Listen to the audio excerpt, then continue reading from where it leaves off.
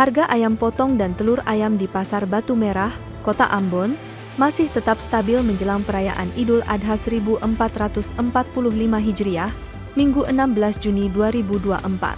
Salwa, salah satu pedagang di Pasar Batu Merah Kota Ambon, Salwa mengatakan baik harga ayam maupun telur masih normal dalam satu pekan ini. Sementara itu, harga telur ayam di Pasar Batu Merah juga beragam, mulai dari Rp2.100 hingga Rp2.300 per butir. Diakui Salwa, stok telur dan daging ayam masih banyak di Pasar Batu Merah. Sementara itu, berdasarkan pantauan tribunambon.com di Pasar Batu Merah menunjukkan adanya kepadatan pembeli yang datang untuk membeli berbagai kebutuhan seperti bahan dapur, bahan pembuat kue, ayam potong, dan bahan lainnya.